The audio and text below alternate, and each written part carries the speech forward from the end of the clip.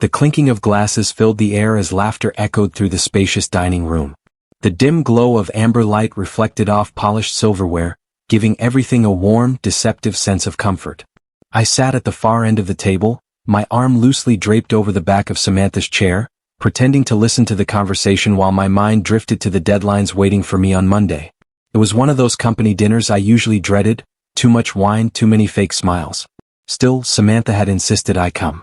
She loved these gatherings, the chatter, the energy, the laughter that lingered long after dessert was gone. She said it helped her feel connected. I remember her exact words. Now they sound like irony carved in stone. Across the table sat Duke and his wife, Victoria.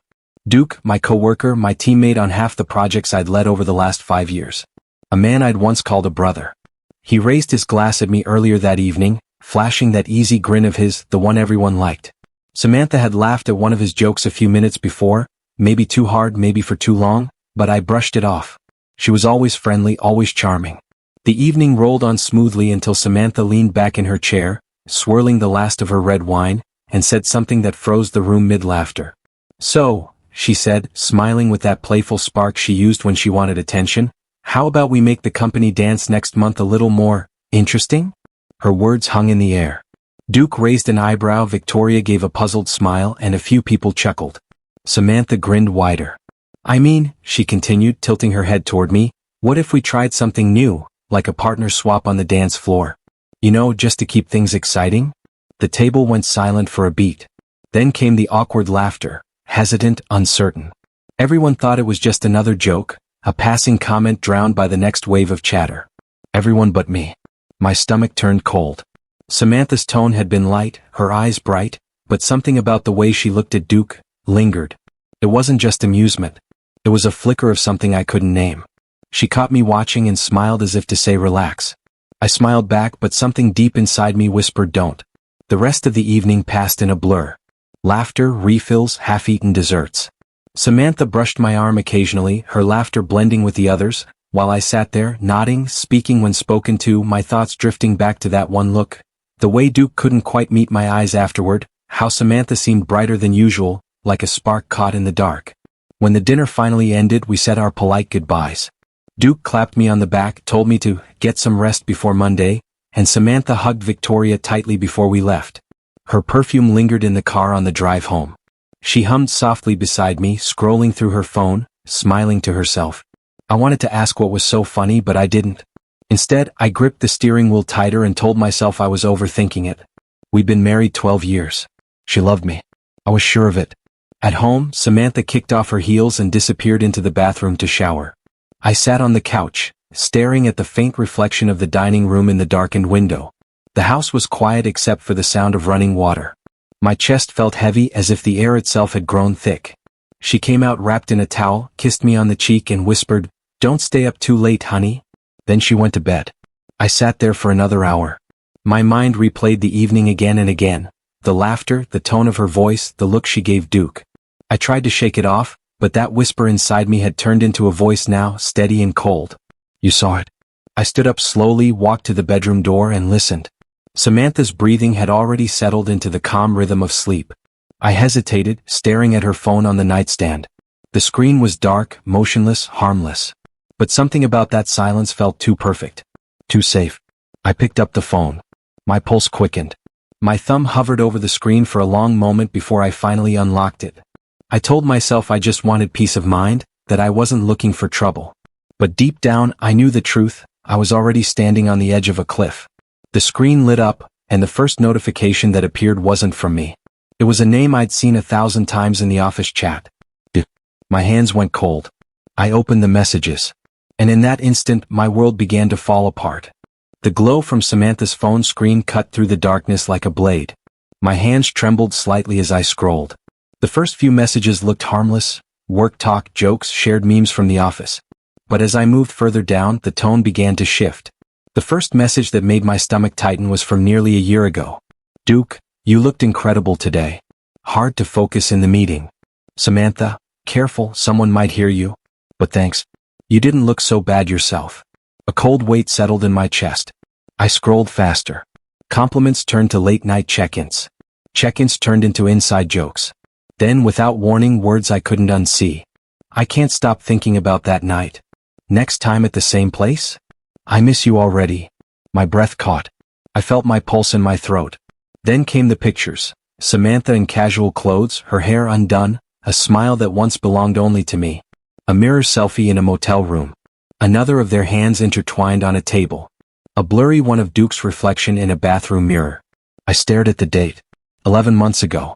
This wasn't a mistake. It wasn't one moment of weakness. It was a year of lies wrapped in laughter and routine. The air in the room grew heavier with each scroll. My ears rang with the quiet hum of betrayal. I saw everything, videos, voice notes, photos. I stopped when I reached one message from just 3 days ago. Samantha, can't wait for our next trip. Same place. Duke, of course. Friday. I'll tell Vic I have a late shift. Friday. 2 days from now. My hands were ice. The house was still, except for the faint sound of Samantha's breathing from the bedroom. I stood there for a long time, phone in hand, staring at the proof of how my life had been quietly rewritten behind my back. The rage didn't come right away. At first, it was disbelief, the kind that makes your body go numb. Then, like a slow burn, came the realization. Every late meeting, every girls' night, every just 5 more minutes. It all made sense now. I set the phone down on the kitchen counter and leaned forward, gripping the edge until my knuckles turned white. The refrigerator hummed. A dog barked somewhere outside. The world continued moving, indifferent to my discovery. My mind went to Duke. His grin, his firm handshake, the way he'd helped me with the bathroom remodel last summer. I remembered how he'd stayed late one night, saying Samantha made the best coffee in town. I had thanked him for being such a good friend. The memory made me sick. I don't remember walking back to the bedroom. I just remember standing there, looking at her sleeping face, peaceful, almost innocent. The woman I'd trusted more than anyone in the world was sleeping inches away, completely unaware that I had seen everything. For a long moment I considered saying nothing. Pretending. Waiting for the right time. But the thought disgusted me. I couldn't share a bed with a lie. I turned on the lamp beside her. The light startled her awake. She blinked, confused. Isaac? What's wrong? What time is it? I held up her phone. You tell me. Her eyes went wide as realization hit. The silence between us was sharp enough to cut through steel. She sat up slowly, clutching the blanket to her chest. I can explain, she whispered. I laughed. A low, bitter sound that didn't feel like it belonged to me. Explain what? The photos? The videos? Or the fact that you've been seeing him for a year? Tears welled in her eyes. Isaac, please, it wasn't supposed to happen. You were always gone and I was lonely. I made a mistake. I didn't mean to. Stop. My voice was cold, unfamiliar. You didn't make a mistake. You made a choice. Over and over again. She reached for my hand but I stepped back. I love you, Isaac, she said between sobs. It didn't mean anything. I stared at her for a long time. If it didn't mean anything, then why does it look like you gave him everything?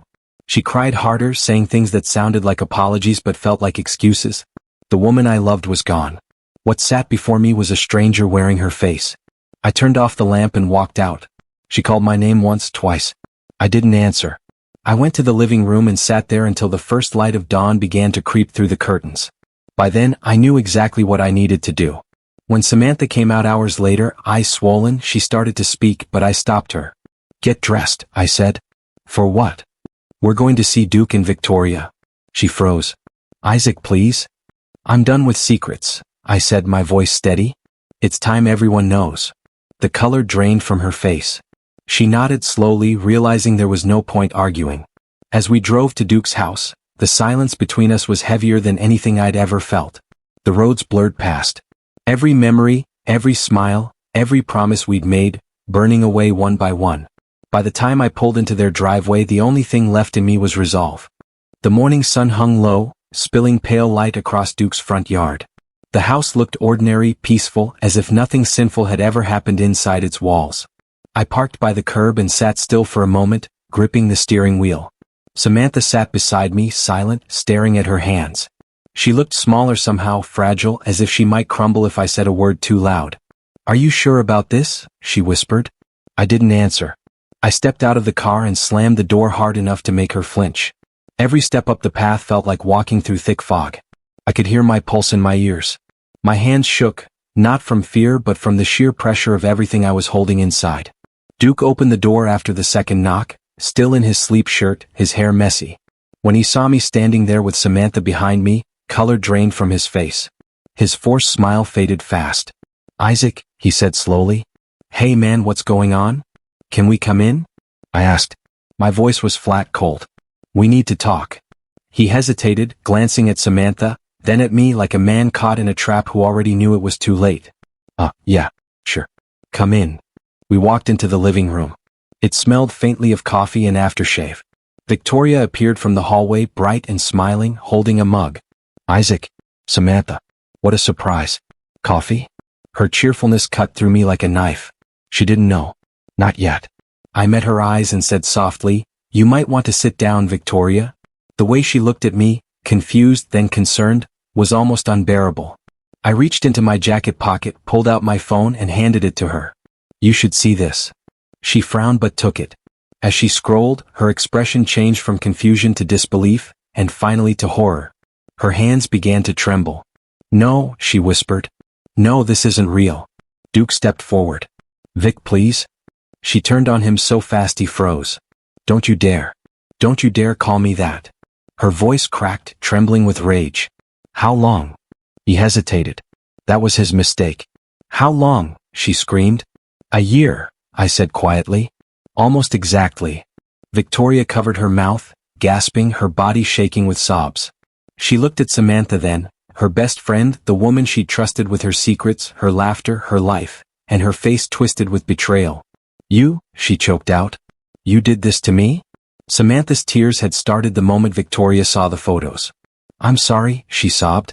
"It wasn't supposed to happen. I didn't mean to." "Stop saying that," I cut in sharply. "You meant every message, every photo, every lie." The room fell into a terrible silence. Only Victoria's quiet crying filled the space. Duke sank into a chair, rubbing his face, looking like a man realizing he'd just set fire to his own world. "Isaac," he muttered. "I swear it got out of hand. It was never about hurting you." "Then what was it about?" I asked. "Because last I checked, sleeping with your coworker's wife tends to hurt." He looked up at me, guilt swimming in his eyes. "I was lost, man. Vic and I were having problems." "Sam, I cut him off with a sharp gesture. Don't try to make this sound like an accident. You had a choice. Both of you did." Samantha tried to step closer. "Isaac, please, I know I don't deserve forgiveness, but I turned to her. My voice dropped, steady and final. "You don't." Victoria stood then, her tears gone, replaced by a strange calm. "I think you both should leave," she said to us. Her voice was steady, but her eyes were hollow. "I need to think." I nodded. "You'll get the rest of the files. I sent them to your email." Duke looked at me, defeated. "Isaac." I met his gaze one last time. "You were like a brother to me. Now you're nothing." We walked out into the cold morning air.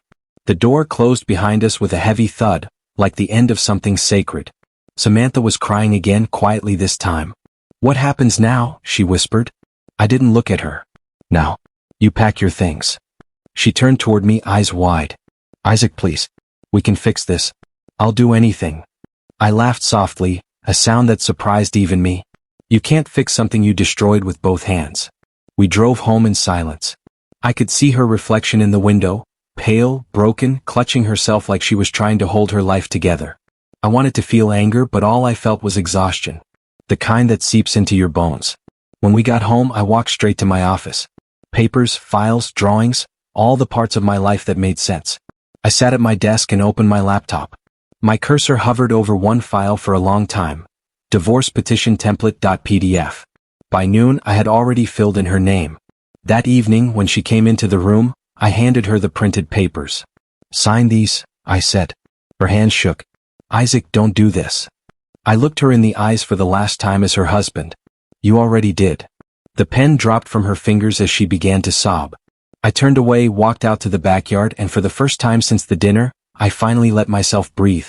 The wind was cool, the sky gray, but the silence was honest. And after months, maybe years, of pretending everything was fine, that honesty was the only thing that still felt real. The next few weeks passed like a blur. The house that had once been full of warmth and noise now echoed with silence. Samantha moved into the guest room while the divorce papers waited on the kitchen counter, unsigned. Every morning, I'd find her sitting there, staring at them with swollen eyes, her hands wrapped around a cold cup of coffee. She looked like a ghost haunting her own life. The children, Emma and Ryan, knew something was wrong. Kids always do. I tried to shield them to keep things normal. I made breakfast, packed lunches, forced smiles that felt too heavy to wear. But even when I smiled, I could see the confusion in Emma's eyes, the worry in Ryan's quiet glances. One night, after putting them to bed, Samantha approached me in the living room. She stood by the fireplace wringing her hands. "I talked to a counselor," she said softly. "They said couples can recover from this. If we go together." I shook my head before she could finish. "No, Sam. You don't heal a wound by pretending it's not fatal." She looked away, her voice trembling. "I didn't mean to destroy us." I let out a tired breath. "You didn't just destroy us, Sam. You destroyed me." Her tears fell fast, but I couldn't feel pity anymore. I'd already mourned the marriage while she was still denying it had died. A week later, she signed the papers. No lawyers, no fights. Just 2 signatures ending 12 years of promises. I remember the way the pen scraped across the paper, slow, shaky, final. After that, she packed quietly. No arguments, no goodbyes. Only silence. She took a single suitcase and left the rest. Before she walked out the door, she turned and looked at me one last time. "Please tell them I love them," she said. I didn't answer. I couldn't. When the door clicked shut, I felt an ache so deep it was almost physical. I stood there for a long time, staring at the empty space she'd left behind, wondering how something that had felt so permanent could vanish in a single sound. Days turned into weeks, and life began to find its rhythm again. Work became my escape. I poured every ounce of energy into it, long hours, late nights, endless designs and deadlines. My colleagues thought I was ambitious. They didn't know I was just trying not to drown. Duke and Victoria's story didn't end well either. I heard through the office that she filed for divorce too. Duke quit a few months later, unable to face the whispers that followed him down every hallway. I didn't see him again after that. He became a name no one said out loud anymore. Samantha disappeared for a while. No calls, no messages. Part of me hoped she'd find a way to rebuild her life. Another part of me didn't want to know. The house slowly became mine again. I rearranged the furniture, repainted the walls, replaced the photos on the mantel with ones of the kids. Not because I wanted to erase her, but because I couldn't bear to see her smile staring back at me from the past. One night, after I'd tucked the kids into bed, I sat out on the porch with a glass of bourbon. The air was cold, the sky cloudless. For the first time in months, I didn't feel angry anymore. Just tired and strangely at peace. I realized then that peace doesn't come from getting answers or closure. It comes from accepting that some chapters end without explanation. 3 years passed. Emma turned 10, Ryan 12. They were growing fast, learning how to laugh again. So was I. I never remarried, never even tried. My world revolved around them now, their laughter, their dreams, their unfiltered love. Every so often though, when the nights grew too quiet, I'd think about Samantha. I wondered if she ever found her footing again, if she still thought about us, or if she'd finally let the past fade. Then one day fate decided to answer that question. It was spring, one of those bright, breezy mornings when the air smells like new beginnings. The school was hosting a farewell ceremony for the graduating class, and Emma had been chosen to give a short speech. She'd practiced it for days, pacing the living room with her cue cards, her voice full of excitement. I stood at the back of the crowded auditorium, watching her on stage, my chest swelling with pride. She looked so confident, so full of life. Then, as the applause faded, I heard a familiar voice behind me, a soft, trembling whisper. "Isaac." I turned, and there she was, Samantha. For a moment, the noise of the auditorium faded into silence. All I could hear was the steady thrum of my heartbeat. Samantha stood a few steps away, holding her purse with both hands like she needed it to stay upright. Time had changed her. Her once bright eyes were softer, rimmed with the quiet exhaustion of someone who'd spent too long carrying regret. Her hair was shorter, streaked with gray near the temples, and her smile, when she tried to offer it, was timid, unsure. "Hi," she said, barely above a whisper. "Hi," I replied. My voice came out steadier than I expected. We stood there for a few seconds that felt like minutes. Parents chatted, children laughed, camera shutters clicked. But between us there was only silence. She looked down at the stage where Emma and Ryan were now taking a class photo. "They've grown so much," she said softly. "Emma's confident like you. And Ryan, he's taller than I imagined." I nodded, my eyes following our children. "They're good kids. Stronger than they should have to be." Samantha's lips trembled. I know I don't have the right to say this, but you did a good job, Isaac. Better than I ever could. I studied her for a moment. The woman standing before me wasn't the same one who'd laughed too loud at that dinner years ago. Life had stripped away her pride and left behind something raw, honest. Why are you here, Sam? I asked quietly. She took a deep breath. Emma sent me the invitation. I almost didn't come, but I thought, maybe it's time I see what I lost. Her words hung between us like smoke. We watched as Emma and Ryan ran off the stage to join their friends. Their laughter filled the room, bright and unburdened. Samantha smiled faintly, but her eyes glistened. I've thought about this day 1,000 times, she said. What I'd say to you if I ever saw you again. But now that you're here, the words don't seem enough. I crossed my arms, not out of anger, but to steady myself. Then don't say anything rehearsed. Just tell the truth. She nodded slowly. The truth is, I ruined everything. I know it. There's not a day that goes by that I don't wish I could take it back. The lies, the betrayal, the look on your face that night, I see it every time I close my eyes. I wanted to tell you I'm sorry, not because I expect forgiveness, but because I finally understand what I destroyed. Her voice broke on the last word. She turned away, dabbing her eyes with a tissue. The old me might have felt satisfaction seeing her remorse. The man I'd become just felt tired. I forgave you a long time ago, I said quietly. She froze. You did? Forgiveness isn't about you, Sam. It's about me. I had to let it go or it would have eaten me alive. She looked at me, eyes wide with disbelief. Then why didn't you tell me? Because forgiveness doesn't mean I want you back, I said simply. It means I stopped letting what you did define who I am. Her tears fell freely now. I don't blame you. I wanted you to know that I loved you. I still do in some way. I just got lost. I sighed, glancing back toward our children. You're not the only one who got lost. We both did. The difference is I had to find my way back for them. A long silence followed. The kind that wasn't heavy anymore, just quiet like the end of a storm. When the ceremony ended, the children spotted us. Emma's face lit up when she saw her mother. Mom, she shouted, running toward her. Ryan followed, slower but smiling. Samantha knelt, tears spilling as they wrapped their arms around her. I stood a few feet away watching the three of them. For a fleeting moment, it almost looked like the family we used to be. Then Samantha looked up at me, her eyes filled with gratitude. Thank you for letting me see them, she whispered. I nodded. They deserved it. You're still their mother, Sam. That doesn't change. We walked outside together after the crowd dispersed. The afternoon sun painted everything in gold. The kids ran ahead toward the car, laughing, their backpacks bouncing. Samantha and I walked slower, side by side, an invisible line still keeping us apart. Isaac, she said softly, do you think you'll ever love again? I smiled faintly. I already do. Just not the way you think. She looked puzzled. I love them, I said, pointing toward the kids. That's enough for me.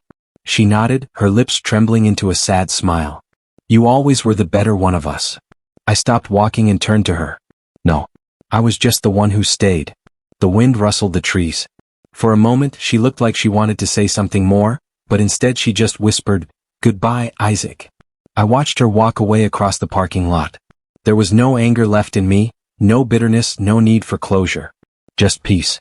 Emma waved at her mother from the back seat, shouting, Bye, Mom. Samantha waved back, smiling through tears. Then she got into her car and drove off. As I started the engine, Emma leaned forward. Dad, she said, are you okay? I looked at her in the rearview mirror and smiled. Yes, sweetheart. I'm okay. The sun dipped low on the horizon as we drove home, painting the sky in soft shades of orange and pink. The city lights began to glow one by one, like quiet reminders that life goes on. And as I listened to the sound of my children laughing in the back seat, I realized something simple but profound. You can lose almost everything, love, trust, a home, and still find peace in what remains. I didn't have Samantha anymore, and that was fine. What I had was honest, pure, unbreakable family. And that was enough.